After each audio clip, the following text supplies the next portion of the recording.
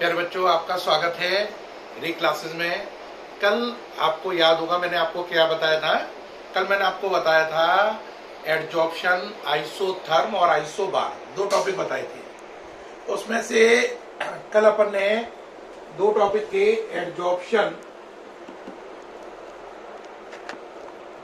Isotherm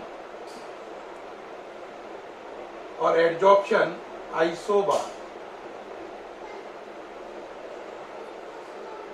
आपको पहले मैं बताना चाहूंगा। एडजॉर्प्शन, आइसोबार मैं कल बता चुका हूं, ये मुझे अभी बताना है। एडजॉर्प्शन, आइसोबार को एक बार रिपीट कर रहे हैं जिससे आपको बात पूरी एक बार ध्यान आ जाए क्या काम था। अगर आप अमाउंट ऑफ एडजॉर्प्शन x/m और टेम्परेचर के बीच में ग्राफ खींचे तो उस कर्व को ही बोलते हैं एडजॉर्प्शन, आइसोबार। याद आया? The curve between amount of adsorption and temperature at constant pressure. Pressure क्या रखना है? कांस्टेंट। उसके लिए लिखा है CONS। ओके रहा? अब जरा ध्यान दें, अगर फिजिकल एडजॉर्प्शन है तो ये कर्व ऐसा आएगा। इसका मतलब है फिजिकल एडजॉर्प्शन टेम्परेचर बढ़ाने पर केवल घटता ही जाता है। और केमिकल एडजॉर्प्शन होगा तो याद करो कर्व कैसा था। अगर केमिकल एडजॉर्प्शन होगा तो ये कर्व ऐसा आ रहा था, कल याद है? पहले बढ़ा फिर घटा। ये दोनों कर्व जो हैं ये एडजॉर्प्शन, आइसोबार हैं। ये फिजिकल एडजॉर्प्शन, आइसोबार है। ये केमिकल एडजॉर्प्शन, आइसोबार है। अब आज का टॉपिक है एडजॉर्प्शन, आइसोथर्म। एडजॉर्प्शन, आइसोथर्म में क्या करते हैं हम? अमाउंट ऑफ एडजॉर्प्शन यानी x/m और प्रेशर में कर्व खींचते हैं। टेम्परेचर को कांस्टेंट रखते हैं। किसको? टेम्परेचर को।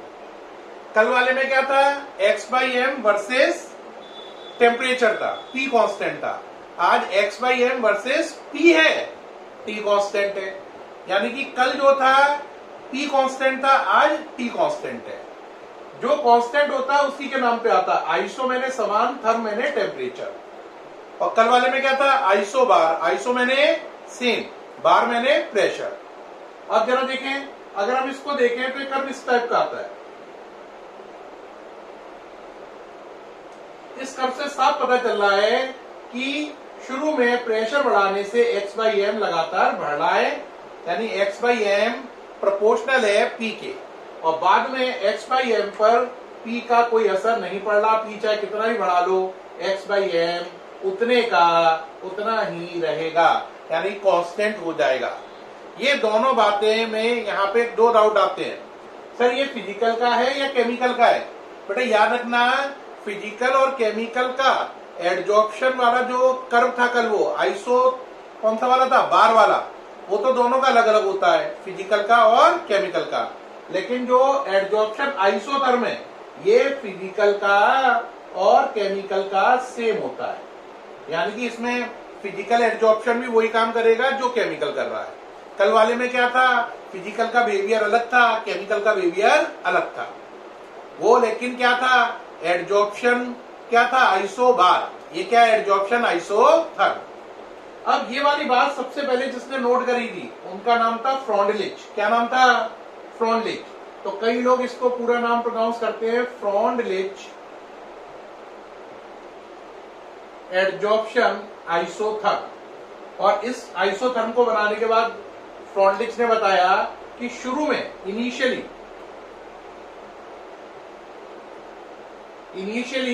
जो x/m है वो P के प्रोपोर्शनल है, यानी कि P की पावर 1। ये वाली बात, ये वाला एरिया, ये वाला। और बाद में जब प्रेशर हाई हो जाता है, यानी कि ये वाली बात है, फाइनली या लास्ट में, in last x/m proportional to P की पावर 0। दोबारा से समझ लो, जब प्रेशर लो है यानी इस वाली यहां पर है आप, तो x/m प्रेशर के डायरेक्टली प्रोपोर्शनल है। जब प्रेशर हाई हो गया तो x/m कांस्टेंट हो गया। क्या बात समझ में आई? रिपीट करूं, शुरू में जब प्रेशर लो है तो x/m उसके प्रोपोर्शनल है, ये वाला एरिया, और जब बाद में प्रेशर हाई हो गया तो x/m को प्रेशर से कोई लेना देना नहीं है, वो कांस्टेंट हो गया, ये वाला एरिया हो गया। अब ये दोनों बातें लिखी किन्होंने? फ्रॉन्डलिच ने। फ्रॉन्डलिच ने कहा लेकिन अगर प्रेशर कैसा रहे, ना लो ना हाई, इंटरमीडिएट रेंज हो। कैसी हो? Intermediate range. तो उन्होंने लिखा for intermediate range of pressure, for intermediate range of pressure. Pressure की रेंज अगर इंटरमीडिएट है यानी ना लो है ना हाई है, बीच के मेल का प्रेशर है। एक बात फिर दोबारा रिपीट कर रहा हूं, ये फ्रॉन्डलिच एडजॉर्प्शन आइसोथर्म है, इसमें अमाउंट ऑफ एडजॉर्प्शन और प्रेशर के बीच में ग्राफ खींचा गया है, जबकि टेम्परेचर को कांस्टेंट रखा गया है। और ये कर्व फिजिकल का भी है और केमिकल का भी है, दोनों का सेम कर्व है, कॉमन कर्व है। ये बात फ्रॉन्डलिच ने बताई थी, इसलिए इसे पूरा नाम हो गया फ्रॉन्डलिच एडजॉर्प्शन आइसोथर्म। उन्होंने कहा शुरू में x/m प्रोपोर्शनल टू p की पावर 1 और बाद में x/m p पे डिपेंड नहीं करता, तो बीच में क्या स्थिति बनेगी? x/m प्रोपोर्शनल टू p की पावर कितना? 0 to 1। 0 to 1 के लिए हमने लिख दिया 1/n। अब मन ही मन सोचो, अगर n की वैल्यू 2 हो तो 1/2 हो गया। 1/2 क्या है? 0 और 1 के बीच में है ना, तो 0 से 1 के बीच में लिखने के लिए उन्होंने कितना लिख दिया? x/m प्रोपोर्शनल टू p की power 1/n।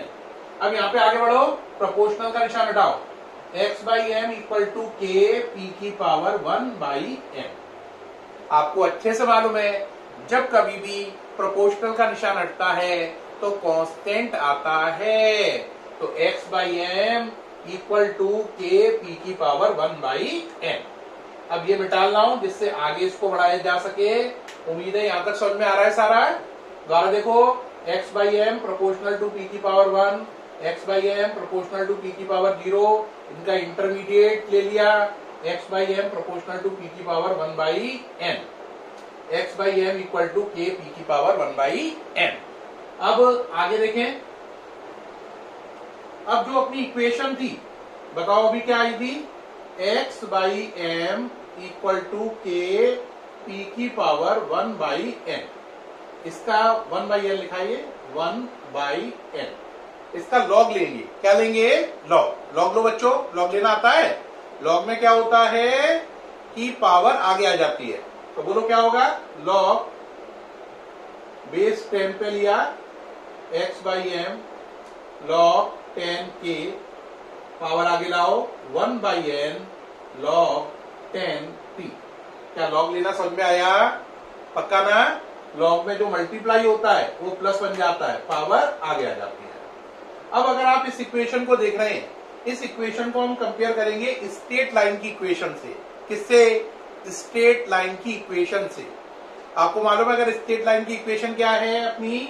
y equal to c plus mx। इससे कंपेयर करो, साफ नजर आ रहा है y किसके बराबर है? log 10 x/m की। y एक्सिस कौन सी है? ये वाली, तो यहां पे आएगा log 10 x/m। कौन सी एक्सिस पर? y एक्सिस पर। यहां तक सही है? अब चलो, यहां पर x की वैल्यू क्या हो गई? log p। x एक्सिस पे आ गया log p, ठीक है। अब इसमें देखें, जो स्लोप है वो कितना है? 1/n, प्लस का 1/n है, तो प्लस का है तो लाइन नीचे से ऊपर जाएगी, slope m equal to 1/n हो गया। अब एक बच्चा कहेगा सर पूरी बात हो गई, लेकिन आपने log 10k क्या है? log 10k क्या है? c को क्या बोलते हैं? इंटरसेप्ट। क्या बोलते हैं? इंटरसेप्ट। तो यहाँ पे आ जाएगा इंटरसेप्ट c, जिसकी वैल्यू कितनी है बताओ? कितनी वैल्यू है इसकी? इसकी वैल्यू है log 10k। ये आपका पूरा ग्राफ प्लॉट हो गया। ये फ्रॉन्डलिच आइसोथर्म टॉपिक मैंने आपको क्लियर किया। कौन सा टॉपिक क्लियर किया? फ्रॉन्डलिच आइसोथर्म। अगर कोई आपसे पूछे इस आइसोथर्म का मतलब क्या है, तो ये आइसोथर्म अमाउंट ऑफ एडजॉर्प्शन पर प्रेशर के पड़ने वाले असर को बताता है, जबकि टेम्परेचर कांस्टेंट लिया गया है।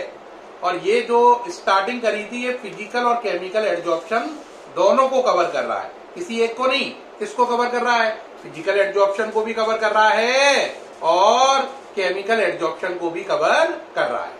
तो आपको एडजॉर्प्शन आइसो बार कल कराया था, एडजॉर्प्शन आइसोथर्म आज कराया है। उम्मीद है दोनों टॉपिक आपको समझ में आए होंगे बच्चों। कैसे लगे दोनों टॉपिक जरूर बताएं बच्चों। आपको कैसे लगे दोनों टॉपिक, अपनी राय जरूर दें। कोई डाउट हो तो जरूर पूछें। थैंक यू बच्चों।